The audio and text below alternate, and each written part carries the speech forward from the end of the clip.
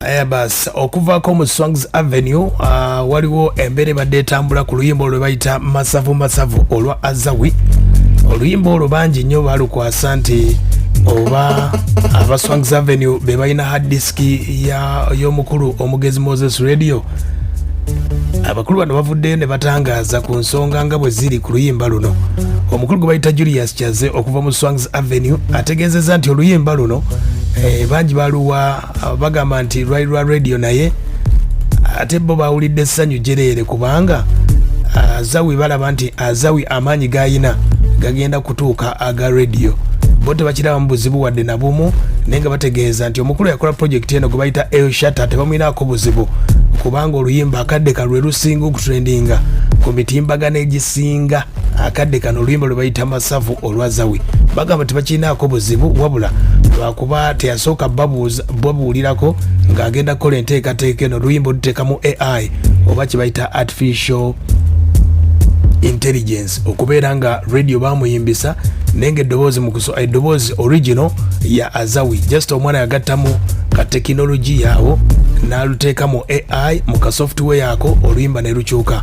Omukulu Julius Kyazze agamba Azawi wakabi. Ebintu by'amasavu actually byansanyusiza nnyo kuba natandise okulowooza nkitegeeza ono omwana Azawi wakabi nga mmoze nti abantu actually basobola n'okulowooza actually yes ate bwe ndiyo nakirabire nga kitegeeza ono omwana kana kayima bakalaba nti kalibadde kammoze kate nzamanya amazima naye nga kitegeeza omwana ono wakabi alayika ayagala kubanga wakabi nga mmoze.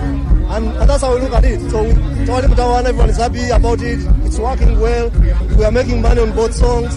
There's no loss. Okay, so we omwana yeje akolamu osanga aba omuntu nga mubi ayizo kukwata bado wafuna lukusa. Yeah, nefe running up the song is working. So we not disk ya Mose. Okitegedde Julius Kyazze agamba tebalina disk ya Mose. Abagamba nti oluyimba olwo zaava ku nyimba za Moses Radio agamba nti era balinawo n'ennyimba project ya Mose Radio gye bagenda okufulumya budde bonna ya gospel gye bakola naye. Wulira Mose yalikodera ennyimba n'abantu bangi era naye baproducer bangi balina ennyimba za Mose. Fe tulina this is not even a secret.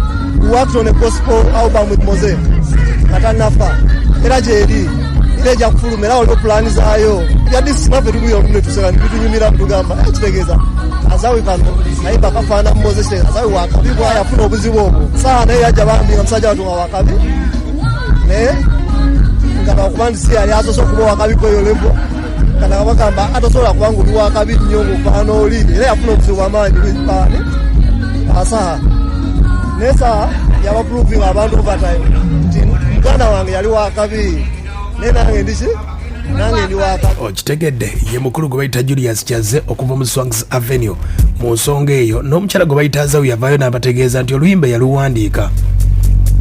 yaluwandiika mu nsonga ezo.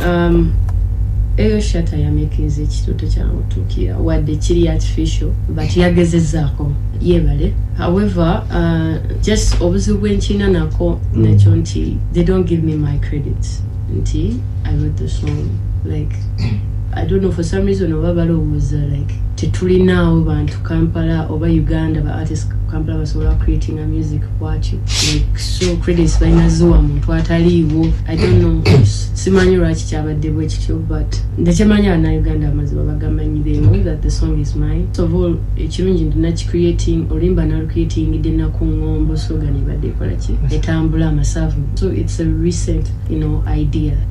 Yenalowooza nti olimba olusirange it's okay respect and always awo nno ng'omukyalo oyo Azawi atangazaako ku luyimba olwo lwe bayita masavu agamba nti oluyimba olwo lwafulumira mu AI project eyo gye musinga okulya Moses Radio teri original.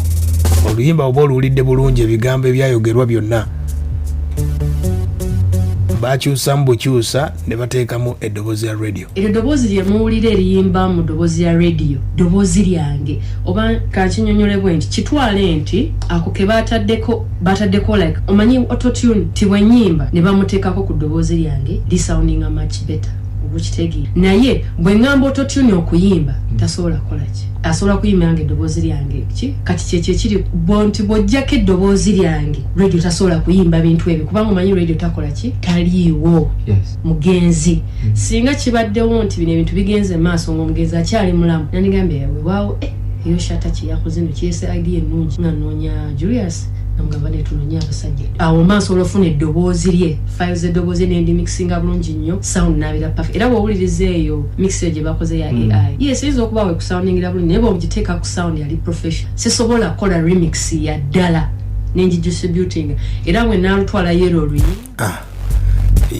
lwe luyimba olwo kulwayogerako lwe bayita Masavo era abanafu aba Swangs Avenue bategeeza balina project bagenda okufulumya ku luyimba olwo lwennyini Masavu bagenda kuleeta version ya reggae eri mu reggae version ey'oluyimba olwo lwe bayita Masavu olwa Azawi lwogera okuba ate nga lwongera okutambula ddala obulungi.